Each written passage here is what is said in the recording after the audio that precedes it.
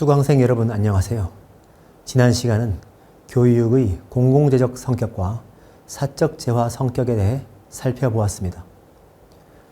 이번 시간은 기후변화와 같은 공유주의 비극을 극복하는 데 있어서 교육이 왜 중요한가를 말씀드리겠습니다. 기후변화뿐만 아니라 일반적으로 공유주의 비극을 극복하는 데 있어서 교육은 매우 중요합니다. 이것을 이론적으로만 말씀드리면 와닿지 않을 것 같아 사례를 말씀드리겠습니다. 이 사례는 안미정 박사의 박사학위 논문에 있는 내용입니다. 이 논문에서 주제로 삼은 것은 제주도 해녀들입니다. 이 논문의 관심사도 저랑 비슷했습니다. 어떻게 하면 공유지 비극을 극복할 수 있을지가 관심사였습니다. 그래서 이 질문에 대한 답을 찾기 위해서 제주도에 있는 해녀 공동체를 찾아갔습니다. 안미정 박사는 제주 해녀 공동체에서 현장 연구를 2년 동안 진행했습니다. 해녀 공동체가 왜 공유지랑 관련되어 있는지 보겠습니다. 해녀들은 바다에서 해산물을 채취합니다. 그런데 해녀들이 해산물을 채취할 수 있는 바다의 구역이 모두 정해져 있습니다. 그런 구역을 해녀밭이라고 부르고 법적으로도 이미 정해져 있습니다. 제주도에 해녀회가 바닷가 마을마다 있는데 그 마을 앞바다가 바로 해녀회가 이용하는 해녀밭에 해당하는 것입니다. 공유지 비극의 원리에서 배운 것처럼 만약 이 해녀들이 자신의 이익을 극대화하려고 한다면 남들이 해산물을 채취하기 전에 해산물을 자기가 모두 채취해버리면 이익을 극대화할 수 있을 것입니다.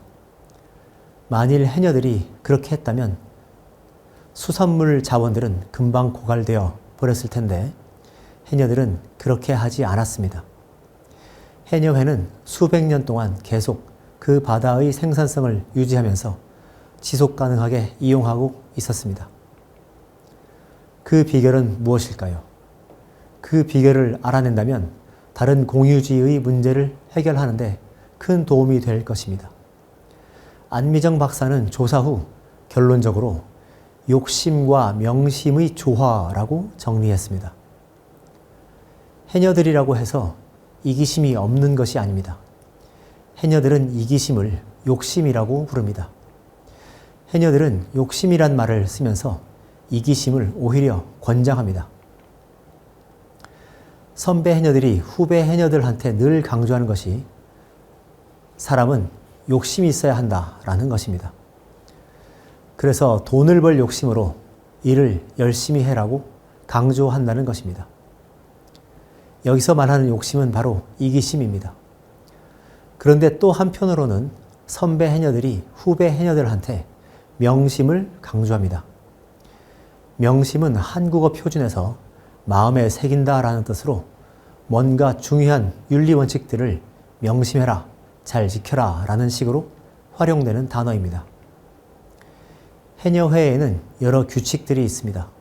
물론 규칙도 계속 변하기는 합니다만 예를 들면 어떤 조업 일자를 정해놓고 그 조업 일자 이외에는 조업하지 말라고 말하고 이것을 명심해라 라고 말하는 것입니다. 혹은 바다에 태풍이 불거나 아니면 물살이 센 곳은 절대 조심해라.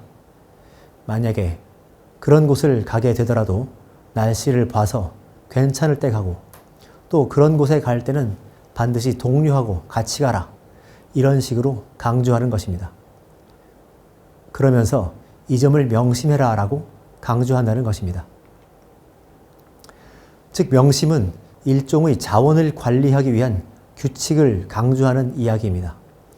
이런 규칙들을 정해놓고도 계속해서 이 규칙을 잘 지키도록 교육을 합니다. 선배 해녀가 후배 해녀에게 혹은 함께 모여서 교육을 하는 것입니다. 문화인류학에서는 의례라고 하는 것이 있는데 행사를 치르는 일정한 법식 또는 정하여진 방식에 따라 치르는 행사입니다. 사람들은 성스러움을 추구합니다. 그래서 이런 의례를 하는데 그 의례 속에서 교육이 함께 이루어지는 것입니다. 물론 말로만 하는 것도 도움이 될 수 있지만 이런 의례 행위 속에서 함께 공동체가 됨으로써 규칙들을 받아들이는 것입니다. 공유지 비극을 극복하기 위한 이런 윤리교육은 이런 식으로 이루어지고 있는 것입니다. 결론적으로 이런 교육 덕분에 제주 해녀 공동체가 유지된다라고 해도 과언이 아닐 것입니다. 그리고 여기에 교육 방법도 살짝 언급했습니다. 단지 논리적인 학습이 아니라 어떤 의례를 통해서 공동체 의식을 넣을 수 있는 이런 방법의 교육이 매우 효과적이라는 것입니다. 지금부터는 소개해드린 제주도 해녀 공동체의 교육과 지금 한국에서 이루어지고 있는 기후변화 교육이나 학교 교육, 가치관 교육을 비교해 보겠습니다. 그렇게 비교함으로써 어떻게 하면 더 성공적으로 공유지의 비극을 극복할 수 있는지를 살펴보려는 것입니다. 제주도 해녀의 교육에서도 능력교육과 가치교육이 함께 이루어지기도 합니다. 그래서 안미정 박사는 욕심과 명심의 조화라고 했습니다. 개인의 이기심을 완전히 무시하는 것도 아니었습니다. 제주도 해녀 공동체에서 아주 중요했던 것은 인간적인 관계였습니다. 제주도 해녀회의 조직은 단지 해녀라는 이익 공동체가 아니라 서로 가족이기도 하고 이웃이기도 하고 서로 돌봄을 주고받는 공동체였습니다. 특히 바다에서 해녀 일을 할 때 동료의 도움이 없으면 물에 빠져 죽을 수도 있습니다. 함께 일하는 동료들은 자기 목숨을 구해주는 사람입니다. 바로 이렇게 인간적으로 서로 유대관계를 맺고 있기 때문에 그 과정에서 이루어지는 교육이 단순한 지식일 뿐만 아니라 진짜 인생으로 다가오면서 효과가 나타나는 것입니다.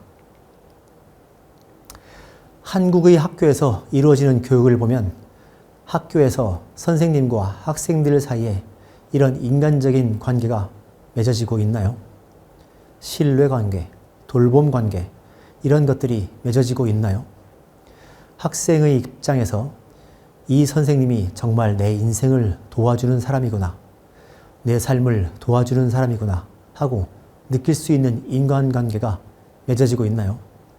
학생이 선생님을 자신을 돌봐준 사람으로서 신뢰하고 있나요? 초등학교에서는 약간 있을 수도 있지만 중고등학교나 대학교에서는 그런 인간적 신뢰관계가 거의 없는 것 같습니다. 중고등학교 교사나 대학교 교수들은 대부분 지식만 전달합니다. 물론 이것은 전혀 아니라고 하며 섭섭해할 분도 계십니다. 맞습니다. 학생들을 인간적으로 사랑하고 학생들의 장래를 걱정하고 챙겨주시려는 그런 선생님들, 교수님들도 계십니다. 그런데 전반적으로는 그런 관계가 부족한 것 같습니다. 2023년에 어떤 초등학교 선생님이 목숨을 끊은 사례가 있었습니다. 굉장히 안타까운 일이었습니다. 학생과 교사와 학부모의 관계가 완전히 이익만을 따지는 관계로 변한 것도 그 사건의 이유 중 한 가지인 것 같습니다. 당시에 그 학생의 학부모가 끊임없이 이 교사를 괴롭혔고 자기 자식만 잘 챙겨주라는 압박을 넣었던 것입니다. 그 사건에 대해서 교사들이 한 이야기가 많이 있었습니다. 그런데 그 중에 아주 충격적인 이야기가 있었습니다. 학교에서 교사로 살아남으려면 교사가 학생에 대한 애정을 완전히 끊어야 하고 아무 일도 적극적으로 해서는 안 된다는 것입니다. 교사가 학생들에게 애정을 가지고 뭔가를 교육하려고 하면 반드시 문제가 생기기 때문에 교사는 교육을 포기해야 한다는 것입니다. 그 글을 통해서 드러나는 것은 한국 학교에서 이런 공동체 정신이 많이 사라졌다는 사실입니다. 한국 학교의 상황을 해녀 공동체의 교육과 비교를 해봅시다. 해녀 공동체에서는 서로 가족이나 이웃으로 이어져 있기 때문에 서로가 돌봄을 주고받는 돌봄의 공동체였습니다. 바로 그런 상황에서 이것은 내가 억지로 시키는 것이 아니라 내가 잘 살기 위해서 내가 정말 좋은 충고를 하는 것이다. 교육을 하는 것이다. 라고 하면서 선배 해녀가 후배 해녀에게 교육하는 것입니다.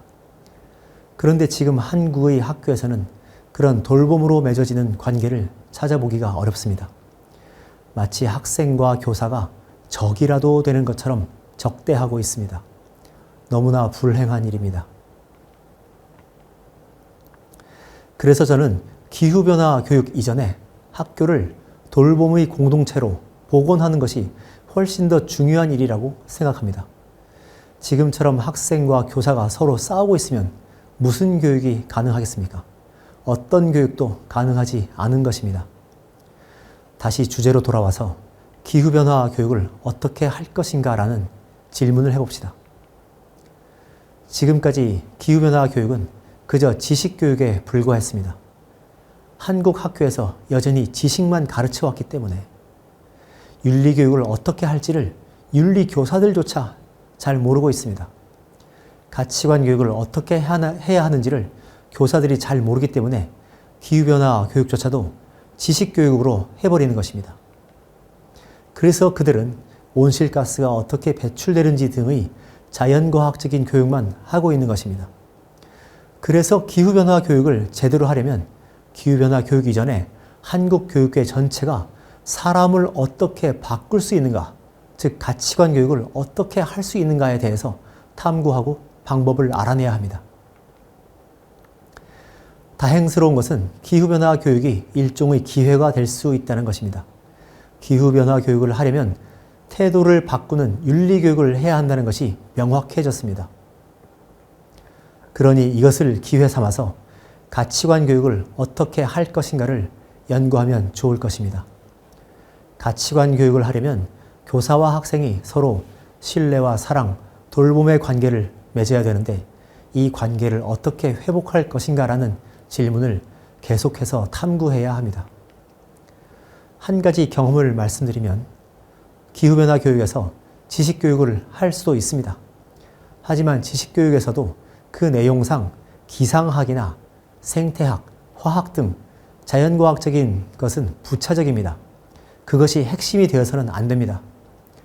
기후변화 교육에서 핵심적으로 가르쳐야 할 것은 공유지 비극입니다. 공유지 비극을 논리적으로 이해하는 것도 공유지 비극을 극복하기 위한 공익적 행동을 촉진하는 효과가 있기 때문입니다. 자신의 이익을 추구하기 위해서 쓰레기를 버리고 오염물을 배출하고 온실가스를 배출할 때 오히려 그것이 기후변화를 일으켜서 이익을 더 해치게 되는 공유지 비극의 논리를 가르쳐야 합니다. 그러면 사람들은 내가 이렇게 자신의 이익만 추구해서 안 되겠구나라는 깨달음을 얻을 수도 있기 때문입니다. 이번 시간은 교육이 공유지 비극의 극복에서 중요한 이유에 대해 살펴보았습니다. 다음 시간은 고등학생을 대상으로 한 기후변화 교육의 사례에 대해 말씀드리겠습니다.